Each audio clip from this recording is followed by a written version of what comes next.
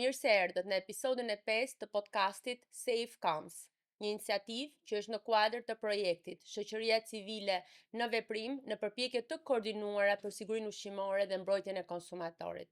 Një projekt dhe iniciative qendrës konsumatori shqiptar në bashkëpunim me Antark, i cili mbështetet nga Bashkimi Evropian. Sot do të flasim për një temë shumë të rëndësishme. Do të flasim për udhëtarët, pasagjerët dhe konsumatorët në këtë rol, cilat janë llojet e transporteve, cilat janë mbrojtjet që ofron legjislacioni shqiptar, si dhe njëkohësisht cilat janë sfidat infrastrukturore por legjislative në fushën e mbrojtjes së konsumatorit në rolin e tyre si pasagjer. Praktikisht, ajo që ndodhi në 16 shtator 2025 ishte pikërisht hapja e grup kapitullit të 4, që Shqipëria ka hapur me Komisionin e Bashkimit Evropian në kuadër të procesit të integrimit dhe të antarësimit në Bashkimin Evropian. Dhe pikërisht në këtë grup kapitull të 4 përfshihet kapitulli i 14 që ka lidhje me politikat e transportit.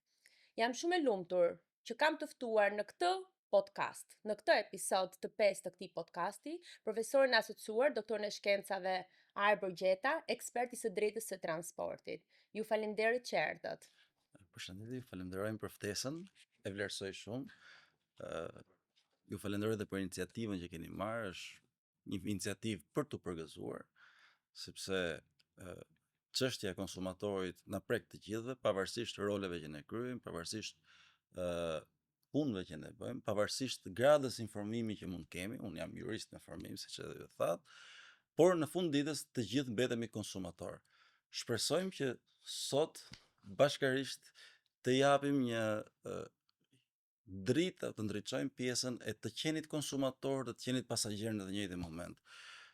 Në kushtet kur Shqipëria po hecën dhe po përparon me ritme të shpejta drejt integrimit në Bashkimin Evropian. Pra drejt të tregut përbashkët ku realisht konsumatori, apo në rastin konkret ku pasagjeri është padyshim dhe konsumator. Faleminderit për ftesën. Faleminderit, profesor Gjeta, nëse mund të drejtohem në këtë formë. Më lejoni t'ju them që ky podcast është një podcast që shkon drejt për drejt tek konsumatori dhe çdo informacion i drejtohet drejt për drejt konsumatorit. Në fakt, transporti është një temë shumë e ndjeshme. Jemi në kushtet ku Shqipëria është duke hapur aeroportin e tretë, ku janë shtuar fluturimet nga aeroporti ndërkombëtar Nën Tereza, por mbi gjitha në kuadër të integrimit, po dhe antarësimit në Bashkimin Evropian, shteti shqiptar ka marrë një sër detyrimesh, të cilat lidhen jo vetëm me parafrimin e legjislacionit, por mbi gjitha dhe nga pikpamja e infrastrukturës. Fillimisht, po shkojmë tek konsumatori në rolin e tij si pasagjer apo udhëtar, nëpërmjet kuadrit ligjor. A ka Shqipëria një kuadër të plot ligjor që të rregullojë lloje të ndryshme të transportit, sikurse është transporti rrugor, sikurse është transporti detar, transporti ajror, transporti hekurudhor, por dhe transporti postar, për cilët në fakt pak persona flasin? Ju faleminderit.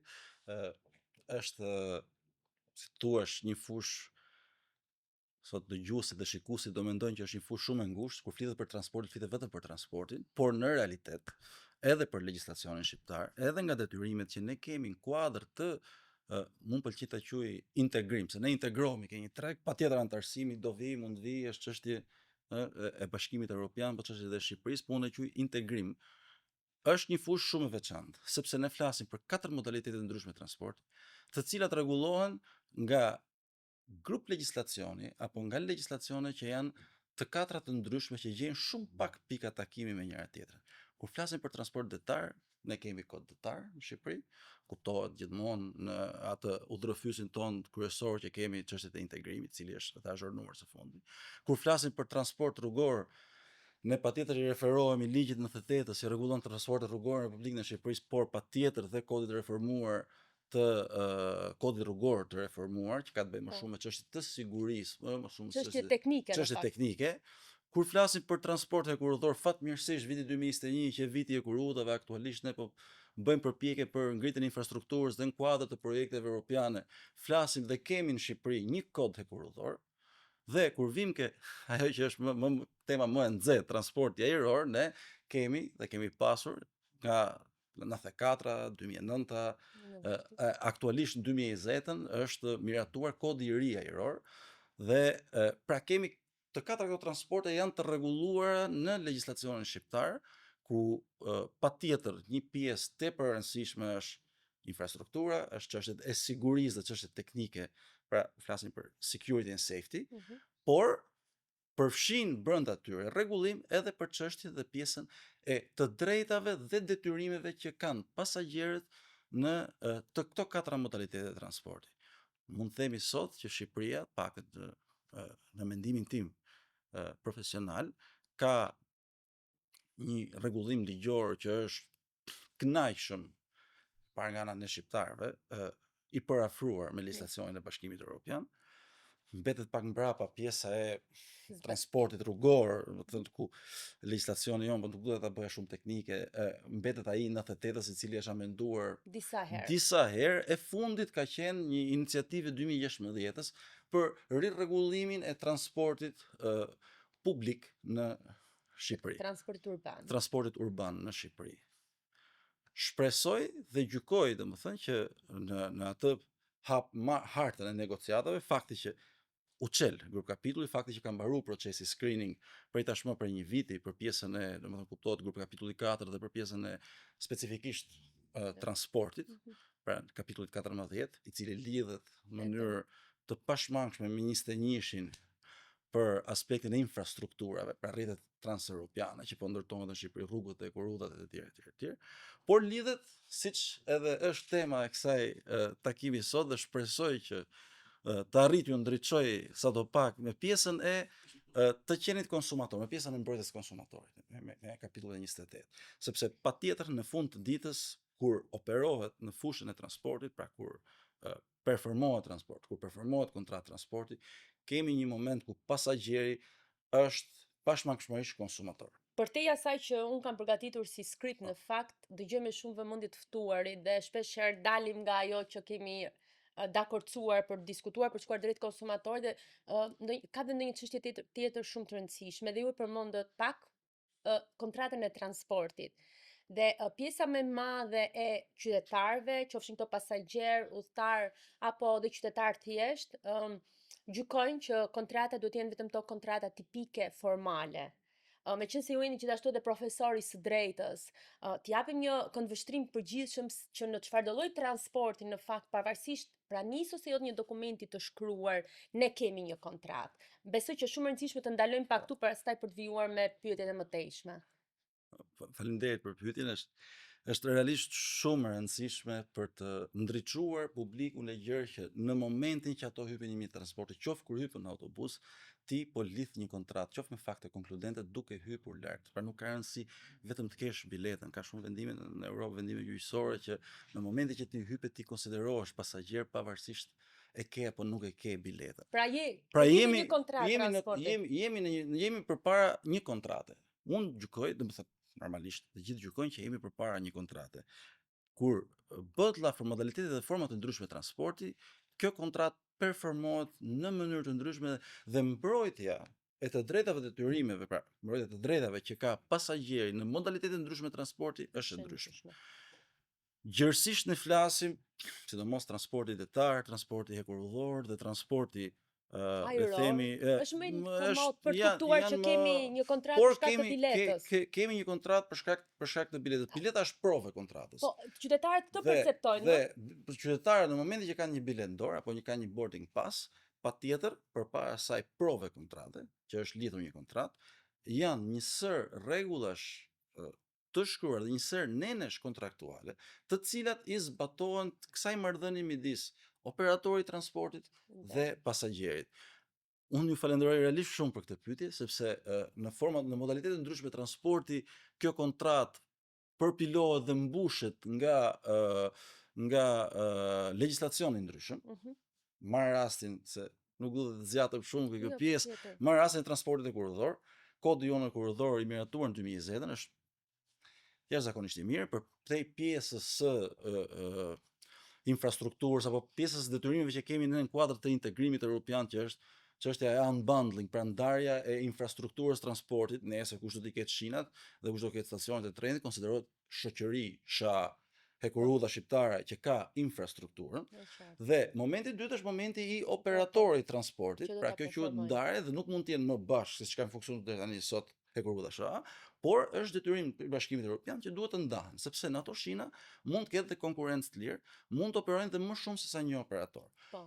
Dhe kjo Patjetër shkon në favor të konsumatorit shkon në në favor fakt, të sepse konsumatorit, konkurenca sepse konkurenca bën të mundur, siç është në vendet e ndryshme të evropiane, ketë çmime që të ndryshme. ai që gjen një slot dhe një hark kohor ku mund të kalojë dhe të operojë trenin në kushte sigurie, patjetër mund të hyjë në treg dhe mund të mbijetojnë treg dhe kodi jon hekurudhor i miratuar 2020, pra i reformuar, ne kemi pas gjithmonë kod hekurudhor, i reformuar, patjetër që ka edhe një mbrojtje dhe parashikon një mbrojtje për konsumatorin pasagjer dhe parashikon detyrimet që ai duhet të ketë në momentin që hypën në bord, sepse patjetër nuk kemi vetëm të drejta, por kemi edhe detyrime për të përdorur mjetet e transportit në kushtet e se në Shqipëri është vetëm një fjalë, është fjala e sigurisë, po është safety dhe security. Nuk e përkthejmë dot në gjuhën shqipe. Nuk e përkthejmë dot të dyja bashkë. Pra, ideja është që në kodin transport hekurudhor kemi nga 89-a e në vijim që flasim edhe për pjesën e të drejtave të pasagjerit. Flitet pak a shumë për pjesën e se çfarë duhet ofrojë operatori i transportit hekurudhor në momentin kur lidh këtë kontratë që provohet në këtë bilet me pasagjerin, se si duhet ai të reklamojë udhëtimin që kryet, se si ai duhet të reklamojë oraret e sakta, se si duhet të mbajë pastërtinë e trenit në cilin operon, se si ai duhet të vejë ndjeni pasagjerin për vonesat e mundshme etj, apo në rastet e anullimeve, në rastet e grevave, në rastet e grevave të përgjithshme. Pra, të gjitha këto janë, le të themi, një qasje standarde, duhet ta bëj pak, duke qenë se flasim për kontratën transversale. Janë një qasje standarde edhe në transportin detar. Ne flasim për konventën e Athinës, që Shqipëria është pjesë e 72-shit, protokolli 2002-shit.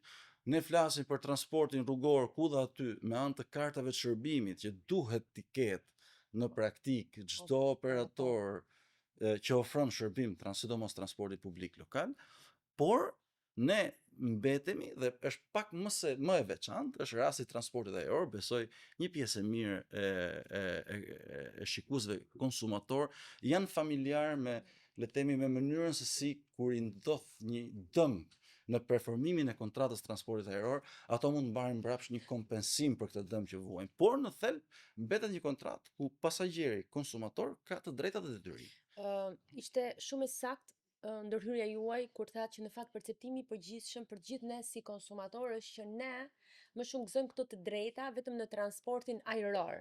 Dhe në fakt kemi dyshimet tona nëse në rast se ka vonesa, në rast se ka anullime për transportin rrugor apo për transportin detar, nëse i gëzojmë këto të drejta apo jo. Shpeshherë pasagjerët përballen gjithashtu dhe në këto lloj transportesh me vonesa, me mungesë informacioni dhe shërbime jo cilësore. Dhe në fakt ju e përmendën në Bashkimin Evropian ekziston një sër direktivash dhe një sër aktesh, nga ana tjetër u përmendën disa nga marrëveshje ndërkombëtare të ratifikuara gjithashtu dhe nga shteti shqiptar, por sërish transporti rrugor, detar dhe kurrëdor ka shumë sfida në lidhje me standardet e sigurisë dhe respektimin e këtyre kontratave. Nëse do të hedhim një sy dhe në fakt u mora pak me progres raportin e 2024-s, ajo që vura re është që Shqipëria, për sa i përket transportit hekurudhor, Shqipëria ka filluar pikërisht modernizimin e linjës hekurudhore, veçanërisht Durrës Tiranë-Durrës dhe synon lidhjen me malin e Zinë nëpërmjet këtij që quhet rrjete transevropiane të transportit. Nga ana tjetër, në kuadrin e transportit detar, në progres raport theksohet që është përmirësuar kuadri ligjor, por kërkohet më shumë hapësirë ose mbështetje apo fuqizim për sa i përket sigurisë dhe mbrojtjes mjedisore, sepse tashmë ka filluar edhe pjesa e mbrojtjes së mjedisit. Ju i përmendët disa, por jo vetëm për t'u drejtuar drejt për drejt konsumatorëve, por edhe operatorëve të shërbimit, sepse është një marrëdhënie e dyfishtë, palët në mënyrë reciproke kanë të drejta dhe detyrime. Çfarë do vlerësonit ju si pika të dobta dhe më pas pika të forta në këto lloj transportesh? Ndërkohë që në diskutimin që ne patëm përpara regjistrimit folëm pak dhe për transportin ujor, por këtë nuk e kemi në Shqipëri, domethënë.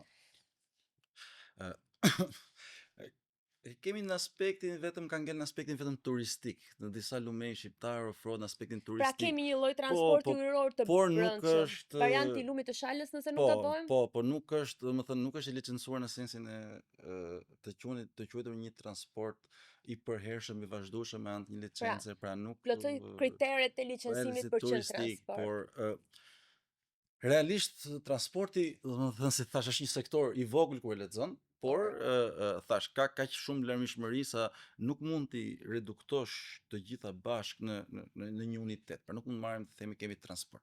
Kemi forma të ndryshme transporti, hekurudhor, ajror, detar, toksor. Është me vlerë ajo që përmendet ju për sa i përket Progres Raportit të Bashkimit Evropian. Shqipëria realisht është e vonuar në çështjen e hekurudhave. Qoftë edhe për përfitimet e konsumatorit, sepse realisht dhe zakonisht përfitimi i hekurudhave është që stacionet arrin gjithmonë qendra qytetesh. Transporti në shina është shumë herë më i mirë se sa transporti në gomë për pjesën, qoftë pjesën e ndotjes dhe pjesën ambientale, sepse ato kapitujt e integrimit janë të lidhur me njëri tjetrin. Keni momentin që përmirëson transportin, mjedisin, mbrojtjen e mjedisit. Jemi pak mrapa, me thënë drejtën, dhe patjetër që duhet shtyhet sa më shumë që edhe pasagjerët kenë mundësi të marrin forma të alternative transporti që kanë më pak impakt në ambient dhe në mjedis. Por më tepër, më lejo të ndërhyj pak, por më tepër në kushtet ku ne duam ta kthejmë Shqipërinë në një atraksion turistik, të gjithë të huajt menjëherë pyesin që cilat janë format e transportit që mund të arrijë nga një destinacion në një destinacion tjetër. Dhe zakonisht kur flitet për destinacione turistike, madje besoj e kemi bërë gjithë ku kemi shkuar jashtë shtetit.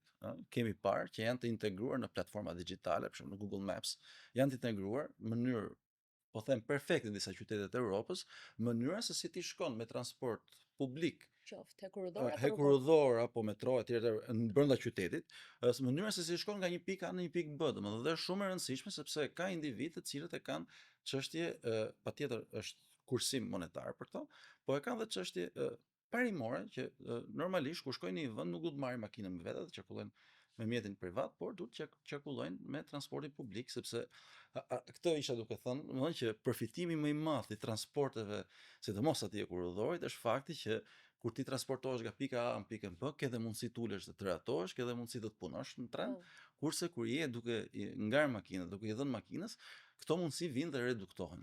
Shpeshherë është e vështirë për çështje parkimi në qendrat e qytetit të ti arrish të ti prekësh me anë të transportit rrugor, sidomos me makina personale në vendet e Europës, por kur flasim për një Tiranë dhe për Shqipëri, domethënë që po shkon drejt metropolitanes, flasim për Tiranë metropolitane, shumë shpejt dhe këtu duhet të marrim parasysh që është dhe kongestionimi i rrugëve hyrëse në qytet është duke ndodhur, domethënë. Trafiku vjen nga makinat personale. Kjo nuk është se e mund, domethënë nuk është cilësia e ekspertit për ta thënë këtë gjë, dhe kështu që do ishin zgjidhje shumë të mira për përdorimin e formave alternative transportit. Thash, në aspektin ligjor jemi duke bërë goxha hapa para. Mbetet për tu parë aspekti i implementimit pastaj të legjislacionit, dhe unë realisht falenderoj ju për këtë podcast sepse është pararendës në çështjen e trajtimit të konsumatorit, pra të pasagjerit konsumator, sepse ai duhet kuptoj.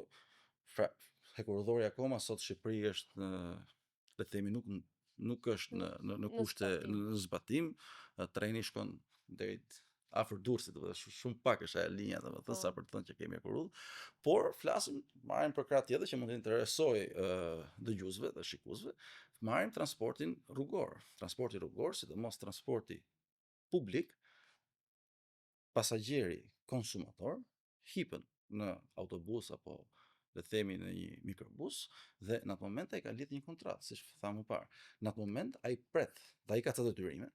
Mos hapi derën, dali, mos bëj le të themi shqetësime, të qëndroj ulur, për rripat e sigurimit. Për rripat e sigurimit nuk po flasim, por ka dhe disa të drejta. Ka të drejtën që autobusi i cili ka marrë një leje dhe një licencë të niset në orar, ka të drejtë që të jetë i pastër, ka të drejtë që të performohet nga operator që janë në norma dhe në kushte sigurie sipas legjislacionit shqiptar të 98-s, po që është i azhurnuar, pra autobuset janë të ri, të jenë të kontrolluar teknikisht, pra ka disa të drejtë, të sigurt, patjetër, të jenë të sigurt, të jenë me goma të mira, domethënë thënë kështu shqip, të garantojnë sigurinë, dhe njëkohësisht ai ka të drejtën që të di çfarë ndodh në qoftë se atij mund të anullohet, mund të anullohet një udhim që ai e kishte programuar, dhe të gjitha këto për pjesët e tjera të transportit, pra të bëjmë një ndarje të madhe për transportin hekurudhor, për transportin toksor, dhe deri diku kanë ca limite, le të themi limite vlerash që mund të marrin që vijnë nga konventa e Konventit të Athinës, për sa i përket transportit detar të pasagjerëve, flitet në nivel makro për të drejtat dhe detyrimet që ka pasagjeri dhe se si mbrohen të drejtat dhe detyrimet të tij, që nëse i shkelen mund shkojë dhe mund i drejtohet gjykatës. Më vetë ngelet, dhe është ajo që të gjithë kanë më shumë Po qejf, interes është domethënë, transporti. është transporti ajror, Por sepse ka ka shkuar. një moment shumë interesant që është ky kompensimi Po. direkt sipas Ajo është në fakt pyetja ime dhe diskutimi i radhës për transportin ajror, po pa shkuar tek transporti ajror, meqense Durrësi është një qytet bregdetar dhe sigurisht gjatë periudhës së verës ka një numër të shtuar të linjave që ofrojnë shërbimin Durrës-Varja apo Durrës-Ancona, por kemi edhe Vlorën apo dhe Sarandën. A kemi pasur raste ose nga praktika juaj e keni dëgjuar raste ku qytetarët në këtë lloj transporti, pa shkuar gjithmonë tek ajrori, i cili është fokusi në tërësi, kanë kërkuar ndonjëherë kompensim ose janë kompensuar, sepse e dim që vera, për thënë vërtetën, por edhe periudha e pushimeve në prag të vitit të ri apo Krishtlindjeve ka gjithmonë vonesa. Po nëse në dimër mund edhe të shkaktojnë si rezultat e motit të keq, në rastin e verës ka vonesa të cilat shkaktohen jo vetëm besoj nga personat që vinë për të kaluar pushimet, se nuk duhet përdor termin emigrant, nga gjithë qytetarët që vinë për të kaluar pushimet apo nga turist, por në fakt edhe nga vetë infrastruktura. Më vjen mirë për këtë pyetje, e kam kontrolluar raste praktike. Unë aktualisht çështje kompensimi flasim për Po, për atë po kompensimin, flas. nuk njoh deri më sot që të ketë raste që tragedet kanë ofruar kompensim për vonesat dhe rimbursim bilete e tjerë. Por duhet kuptoni që me këto operatorë që u thojnë nga Shqipëria drejt Barit aplikohet legjislacioni evropian, sepse ato janë të regjistruara në Itali dhe aplikohet rregullora 1170 e 2007, nëse s'gaboj, për sa i përket të drejtave të pasagerëve në transportin detar. Pra ne konsumatorët shqiptar nuk gëzojnë, këto pasagerë nuk gëzojnë të drejta sipas kodit detar? Sipas kodit detar e cek shumë pak këtë pjesë, domethënë nuk e cek. Kështu që në këtë kohë mund të tërheqin vëmendje legjislatorit që të përfshi kompensimin. kompensimin. Ne kemi bërë një zgjedhje të tillë në aspektin teknik. Ne kemi marrë dhe kemi ratifikuar konventën e Athinës. Pra, ne jemi, dhe kështu që mund të drejtohemi patjetër gjykatës. Unë nuk di raste, të paktën në dijenin time që janë drejtuar drejt për drejt gjykatave shqiptare. Po edhe në kuadrin e qendrës që drejtojnë, nuk është që kemi pasur ndonjëherë ndonjë rast. E vetmja gjë është për ata që kanë ngritur zërin, sikurse thatë, ti është dhënë një bilet tjetër apo një opsion tjetër, sepse fluturi, domethënë lundrimet janë gjithmonë prezente, thjesht që ka pasur vonesa 4 apo 8 orë. Shiko, ideja është operatori, duke qenë se ato janë operatorë të tuaj. Operatori duke qenë se është dhe zbaton legjislacionin evropian. Operatori e di fare mirë që mund shkojë dhe drejt nevojës për kompensim, apo le të themi mundet që pasagjeri të provojë dëmin e madh që i shkaktuar. Dhe normalisht bëjnë gjithçka që është e mundur me qëllim zbutjen e ofrimin e le të themi pijeve, ofrimin e gjatë vonesave, ofrimin le të themi të atë asistencës të një ushqimi, vakti ushqimor etj. Shkojmë tek ajo që në fakt ju e përmendët që lidhet pikërisht me transportin ajror, pasi edhe në Shqipëri, ashtu edhe veçanërisht në Bashkimin Evropian, ekzistojnë rregulla shumë të qarta për sa i përket të drejtave të pasagerëve në transportin ajror. Legjislacioni shqiptar ka gjithmonë në proces ndryshimi dhe harmonizimi, veçanërisht me rregulloren 261 të 2004 të Bashkimit Evropian që lidhet me të drejtat e pasagerëve për sa i përket transportit ajror në lidhje me vonesat, anullimin e fluturimit apo refuzimin e bordit të këtyre pasagerëve. Rregulloria 261 e 2004 së Bashkimit Evropian parashikon kompensime dhe dëmshpërblime për pasagerët në rastin e këtyre vonesave, kompensime apo dëmshpërblime në fakt që shkojnë në të drejtën për të pasur një vakt ushqimi, në të drejtën për të pasur një telefonat falas, megjithëse sot secili nga pasagerët ka telefon, në të drejtën për të akomoduar në hotel nëse kjo shkon më shumë se sa 24 orë apo përfshin një natë qëndrimi, si dhe kompensim financiar që varion në fakt nga 250 deri në 600 euro në varësi të distancës dhe gjatësisë së fluturimit. Dhe praktikisht institucioni përgjegjës në Shqipëri është Autoriteti i Aviacionit Civil shqiptar, për cilin do flasim pak më vonë. E nisim nga pika e parë. A kanë shqiptarët ose konsumatorët shqiptar, pasagerët shqiptar në rast e transportit ajror të njëjtat drejta si pasagjerët apo qytetarët e Bashkimit Evropian, sepse shpesh herë ajo që ne kërkojmë në proces integrimi, ju e nisët shumë qartë dhe thatë që përtej procesit të antarësimit kemi përpara një integrim dhe integrimi prezumon ose të paktën qytetarët kërkojnë që ne jemi të barabartë kudo. Ti të kesh akses Në shërbime me të njëjtën cilësi, siguri e tjerë. Po, me thënë drejtën, do të thënë në aspektin e transportit ajror janë bërë goxha hapa përpara që në kodin e vjetër, që në kodin e 2009-s në Shqipëri, sepse realisht janë parashikuar ato të drejta që gëzon pasagjeri sipas rregullores 261 të Bashkimit Evropian, që ishin ato që sapo cituat ju, domethënë për pjesën e kompensimit për të gjitha çfarë mund ndodhi gjatë një fluturimi, që mund të jenë denied boarding, pra mos hyrja në bord, mund të jetë vonesa, mund të jetë dëmtime, etj. Kjo vjen pak më herët në aspektin ligjor dhe doja të theksoja këtë që kodi jon shqiptar, sidomos ky kodi i ri i 2020-s, domethënë, është goxha i alineuar me legjislacionin evropian, qoftë në aspektet e tjera të sigurisë, por edhe në aspektin e të drejtave të pasagerëve. Ne jemi pjesë e Konventës Montrealit për sa i përket dëmtimeve të pasagerëve në bordin e avionit.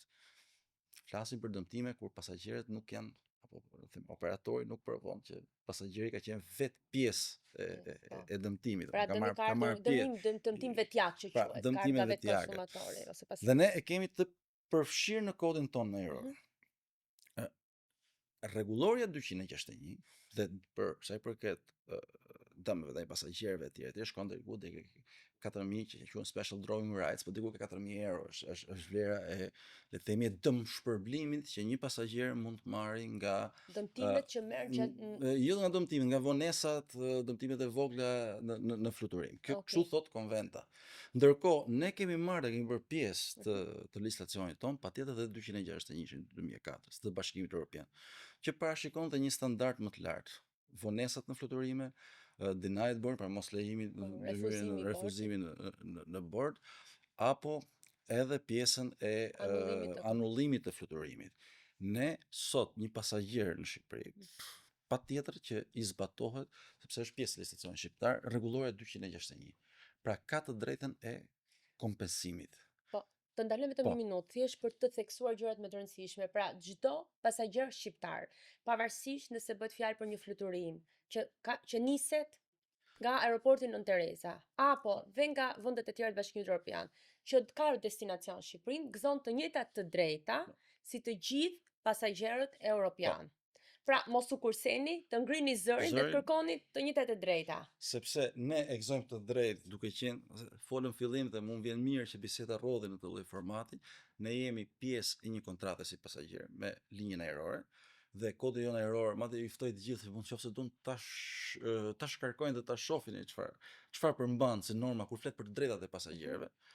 Edhe le të themi kërkimi i kësaj të drejte, pra dëm shpërblimit mund të kërkohet në gjykatat shqiptare, sepse është çështja e asaj që quhen Konventa e Montrealit, fifth jurisdiction, pra jurisdiksioni 5 e ka kërkuar me forcë vendet e zhvilluara, pra një pasagjer, momenti që është pasagjer, ai është konsumator, dhe ai ka drejtë që gjyqin ta hapi në vendin ku ai realisht banon, pavarësisht se ku e ka linja ajrore selin, pra nuk ndiqet rregulli i përgjithshëm juridik. Kjo është për të lehtësuar konsumatorët apo pasagjerët e transportit ajror që mund ta ngrenin padin në vendin e tyre të banimit. Që mos shkojmë më gjatë për pjesën e rregullores Montrealit, se me interes shumë për të themi për konsumatorët është pjesa e 261-shit. Montreali thot larg qoftë në rastet e dëmtimeve për shembull të mëdha të pasagjerit, i jepet një ndihmë automatike drejt për drejt në ditët e para nga kompania ajrore diku ke 15.000 euro direkt, sepse që mos ketë mundësi kompania ajrore që të bëj atë që quhet zgjidhje me transakcion, pra bëhet llaf për tragjedi ajrore etj. Pra kjo i përket legjislacionit ndërkombëtar ku janë pjesë e Konventës Montrealit është dhe Shqipëria dhe e kemi bërë pjesë tonë, është le të themi është azhurnuar, por kur vim ke puna e gjërave më të thjeshta, pra mos lejimi një fluturimi, anullimi një fluturimi, mos hyrja në bord apo vonesat, rregulloria e Bashkimit Evropian e 2004 shkon në një nivel pak më të lartë sepse vendos një kompensim automatik. Pra ti nuk ke nevojë të provosh dëmin që të ka ardhur, ti mjafton të provosh që dhe t'ja provosh këtë në rrugë administrative direkt, më falë se po kalon ke pjesa tani më kjo është teknike, teknik drejt për t'ja drejt. provosh këtë dhe t'ja kërkosh këtë direkt Kompani. operatorit, kompanisë ajrore, kompanisë qoftë kontraktuale, qoftë faktike, po zakonisht kompanisë me cilën ti ke kontratën e transportit, ti i thua, mund ka ndodh sipas 261-shit, një vonesë mbi 3 orë jam dhe kam të drejtën që të kërkoj një kompensim që në vlerësimin e legislatorit evropian, flasim për rregullore, nuk flasim për direktivë që mund gjithsecili nga shtetet ta implementojë si çdo vet, duke zbatuar parimet, me tabelë automatike 250, 400 dhe 600 euro në varësi të distancës që ka e fluturim. Është një gjë e mirë, e gëzojnë dhe shqiptarët këtë drejtë. Por duhet ta kërkojnë. Duhet ta se nuk vjen automatikisht. Mase duhet këtu kuptojnë konsumatorët. mund t'ju jap dhe një shembull personal. lutem. Unë se tush kam studiuar drejtën e transportit vazhdimisht, kryesisht jam marrë me infrastrukturën, kryesisht me aeroportet dhe me menaxhimin e tyre në aspektin ligjor, por megjithëse i njihja mirë këto drejta, të mia që më takonin, megjithëse i advokova pranë, nuk ka ndodhur anullim fluturimit dhe fluturimi pastaj i ridrejtimit ditën e nesërme, më është vonuar dhe më është anulluar dhe ai dhe më kanë ridrejtuar nga një aeroport tjetër në Itali. Megjithëse unë i njihja mirë të drejta, megjithëse unë i advokova shumë mirë dhe ke përfaqësuesi që solli kompani ajrore në aeroport, bëhet fjalë për nocionin e pasagjerit dhe këtu merr cilësimin tamam të plot konsumator. Ti je në një moment, o po ikim për një udhtim, o po kthehesh nga një udhtim. Ti je në një moment shumë vulnerabël. Dhe ti në atë moment pret urdhra, udhëzime dhe themi drejtim nga autoriteti. Prandaj kur flasim për të drejtat e pasagjerit transportit ajror, nuk flasim vetëm për këto raste kur merret kompensimi, po flasim për rastet ato që shpjegua dhe ju, çështja e telefonatës, çështja e ushqimit, çështja e akomodimit në hotel, akomodimit në hotel, çështja dhe e dikujt nga kompania ajrore që të vijë aty ke dera check-init dhe të thotë që shiko, do nisemi mas 3 orësh. Shiko, do nisemi mas 5 orësh. Pra, por jo, kjo nuk ndodh. Janë gjëra që vlerësohen. 45 minuta. Kjo ndodh me 45 minuta pikërisht për të konfunduar konsumatorët. Pra këto janë praktika të padrejta. Janë të ndaluara, por kompanitë ajrore e aplikojnë. Dhe ç'është më e mira legislacioni shqiptar, se rregullori 261 pjesën e parashkrimit ja lejon dhe ja lë vendeve të tjera, paktën si arsytojmë ne nga kodi jon ajror, ti ke 3 vjet kohë. S'kan gjithë vendet e tjera të Europës, ti ke 3 vjet kohë për ta kërkuar. Unë akoma për këtë udhtim dhe për këtë eksperiencë nuk e kam kërkuar akoma, sepse mendoj që të jem në një moment më të qetë kur unë patjetër do kërkoj kompensimin automatik sipas rregulloris 261, po unë do i them që dëmi që më ka shkaktuar mua është më i madh. Kjo është çështje shumë sensitive, për dëmin mund ta bëni spari nga qendra, mund t'ia drejtoni qendrës. Po. Ju orienton qendra dhe mos harrojmë që në gjykatat shqiptare, paktën nga informacioni që kam, nuk e di, nuk ka raste. Nuk ka raste sepse pikërisht diku pastaj kjo i përket aspektit akademik që ne merremi, domethënë dhe unë mendoj që kjo çështja e kompensimit automatik i ka bën njerëzit që të mos shkojnë drejt gjykatave. Ne jemi akoma në kushtet ku nuk po shkojnë as kompensimi automatik. Po jo më ke pjesa e të kërkuarit dëmit më të madh që mund të ndodhi sipas, le të themi, para shikimeve të kodit ton ajror dhe sipas frymës së Konventës së Montrealit. Një gjë tjetër që doja të cekja në këtë moment është që, dhe ky është më shumë apel, mos konsiderojnë pasagjerët konsumator faktin që klejmi, pra që kërkesa bëhet kompania ajrore. Është legjislacioni që e përcakton këtë gjë. Ti kompanisë ajrore dhe i bësh kërkesën për kompensim dhe ato duhet ta trajtojnë këtë kërkesë brenda 3 javëve. Në momentin që ato nuk e trajtojnë brenda 3 javëve, ty të lindë drejta ti shkruash autoritetit aviacionit civil, bëhet fjalë për në Shqipëri, Italia për shembull ka ENAC. Ka një autoriteteve përkatëse kombëtare. Dhe e mira është dhe prapë përsëri kur i shkruaj, duke qenë se bëhet fjalë për një le të themi zgjidhje me marrëveshje të një dëmi që është shkaktuar nga performimi i një kontrate transporti, përsëri dhe kur i shkruan autoritetit aviacionit civil, ti ja drejton kompanisë për dieni autoritetit. autoritetit. Më lejo vetëm të bëj një sqarim dhe ndoshta edhe Po. pyetje. Kjo shumë faleminderit dhe në fakt duhet t'i zgjojmë gjithë konsumatorët që të vazhdojnë dhe të kërkojnë të drejtat e tyre, sepse realisht kompanitë ajrore lëvizin me termin kompensim dhe dëmshpërblim, po flasin vetëm për kompensimin automatik që është rezultati i vonesës nga 0, domethënë pas 3 orësh.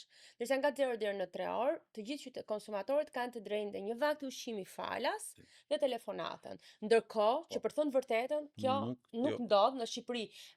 Kam pasur një rast praktik, unë arrita ta dëgjoja, ndërkohë konsumatorët e tjerë nuk e dëgjuan dhe vure re për të marrë këtë vaktin e ushqimit falas, unë realisht shkova, dhe këtë e tregoj gjithmonë si shembull, të gjithë pasagjerët e huaj, shtetasit e huaj ishin të gjithë në radhë për të marrë vaktin e ushqimit, ndërsa pasagjerët shqiptar nuk e dinin këtë. A është kjo, se kjo është pikpyetja më e madhe. Kjo e drejtë, a është për të gjitha kompanitë ajrore, sepse konsumatorët kanë perceptimin, sepse në fakt edhe kështu afirmohet, që për kompanitë low cost, kjo e drejtë nuk i njihet. Besoj se shumë e nevojshme ta theksojmë këtë gjë. Absolutisht jo. Për sa i përket kompanive low cost, edhe ato kanë detyrimin si çdo kompani ajrore, si çdo operator transporti, që të ofrojnë këtë lloj asistence. Qoftë se zgjatet shumë, le të themi anullohet avioni dhe ridrejtohet pasagjeri të nesërmen, duhet ofrojnë fjetin dhe ato. Në qoftë se vonohet, kanë të drejtë detyrimin që të vendosin në dispozicion një vakt ushqimor, të japin informacion, pra të gjitha e thënë shkurt, të gjitha kompanitë kanë detyrim, nuk mund të thush jam kompani low cost. Mund të diferencohet nga cilësia e shërbimit.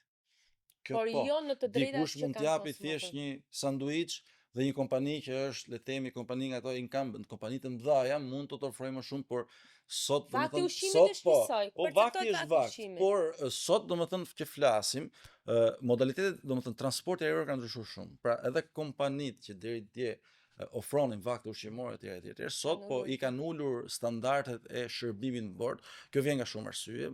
Arsyeja parë patjetër që është kursimi i kompanisë, po ka dhe arsye tjetër që transporti ajror tani është bërë më i shpejt, pra linjat u thojnë më shpejt dhe nuk është më nevojshme të rush ato standarde. Por detyrimin për të ofruar asistencë, që hyn gjitha ka asistenca, e kanë të gjitha kompanitë, pra të gjithë operatorët e transportit. Madje ne kur flasim për drejtat që ka i pasagjerit, t'i bëjmë shkurt domethënë.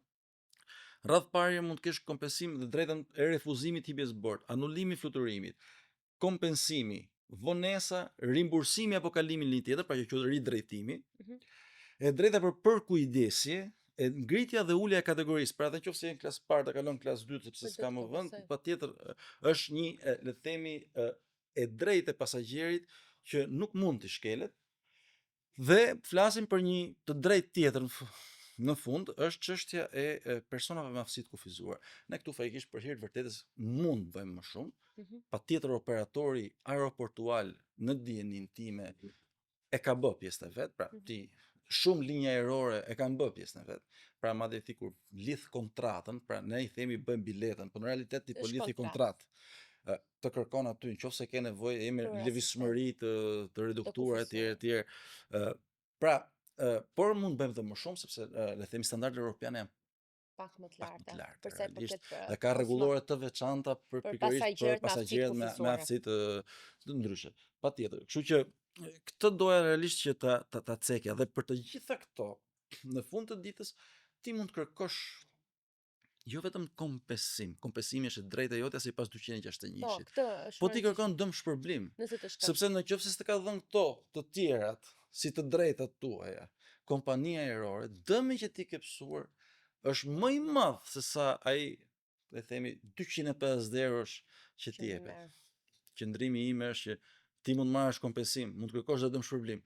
Të paktën ky është qëndrimi im, por duhet të provosh vetëm. Edhe me këtë qëndrim. Edhe unë me këtë qëndrim jam. Pra, një herë merr kompensimin sepse është automatik dhe të takon dhe ju lutem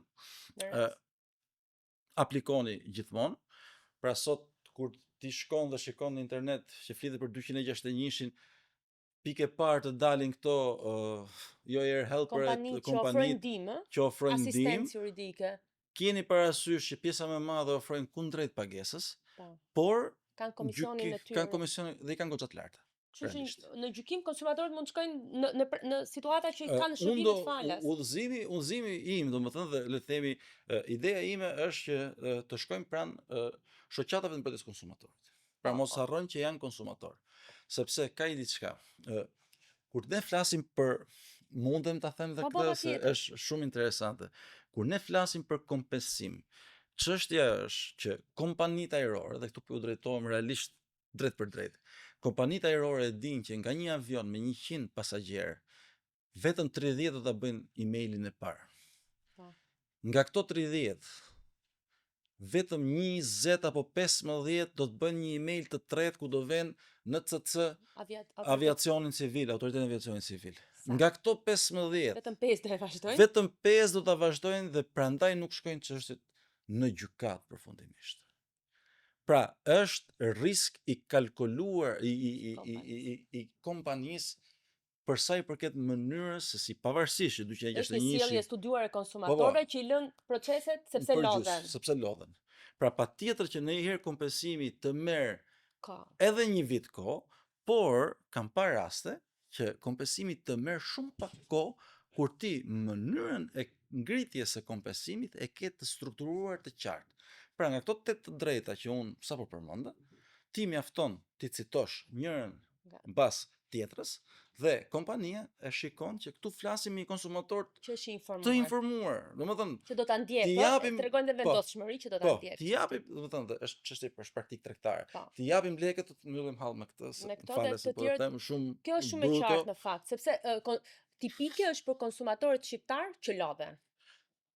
Ndërkohë që politikat është që kompanitë ajrore kanë një staf sa më shumë emailët dhe i kanë outsourced, pra nuk i kanë i kanë të jashtëm që merren me emailin, jo më sill numrin e bankës, jo më sill numrin e llogarisë, jo më sill pastaj, jo pritet të merret vendimi, nuk është ashtu.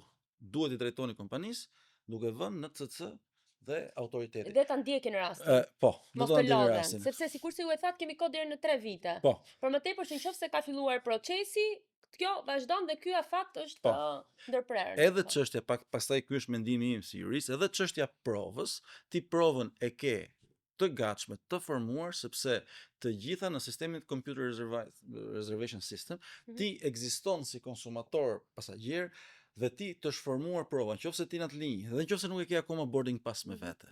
Sepse shpesh kompanitë thonë, "Ok, bjerë çik me foto boarding pass." Po. Nuk funksionon ashtu. Ai e di që ti në ato udhim që është vonuar ke qenë aty, pra provën ai e ka. Kështu që mos u ndikoni nga kjo. Mirë është që letrat dhe dokumentat e udhimit të ruhen dhe të vendosen si një provë. Dokument PDF. Por është një dokument që mund ta gjesh dhe ta gjenerosh gjithmonë. Dhe e fundit është që për konsumatorët shqiptarë, domethënë, në qoftë se shkoni ke website-i i Autoritetit Aviacionit Civil, aty i gjeni dhe formularë të ndryshëm për format e ndryshme të ankesës, qoftë për anullimin, qoftë për vonesën. Por megjithatë, na duhet që mos i tremin konsumatorët edhe me një shkresë të thjeshtë, e pa ndjekur formularin duke vënë në organizatat apo të tjera, Autoriteti Civil është i detyruar që ta pranojë ankesën dhe e kthen më pas në formën e dur. Jo me shkresë, me email. Me email, domethënë, ky është claim që Autoriteti Aviacionit Civil e merr me email. Po. Nuk e ka. Jo, ideja ishte tek forma që ndonjëherë është gjithmonë e nevojshme të respektohet. Nuk është e nevojshme, thjesht ai është për ndim, ai është bër, domethënë, mbasi u hapën negociatat, po ta marrim në aspektin historik në 2022-shin, duhet të tregonim që diçka në fushën e transportit u përmirësu, ta themi domethënë realitetin dhe realisht unë e kam pa. Ai formulari është goxha user friendly.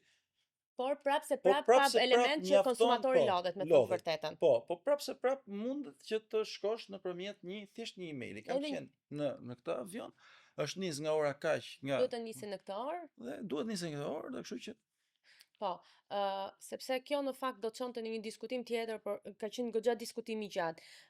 Po e mbyllim me pyetjen e fundit, do kisha shumë dëshirë që diskutonim shumë, po edhe koha ecën.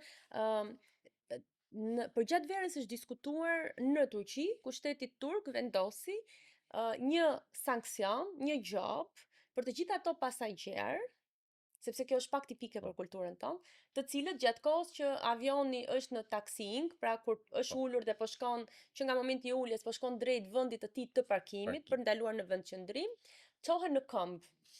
Kjo në fakt lidhet më shumë dhe me rregullat e sigurisë, por gjithsesi në këto vendosën që do t'i vendosni një gjop nëse nuk gabojmë diku ke 60 euro, 60 euro në 80 euro çdo pasagjeri.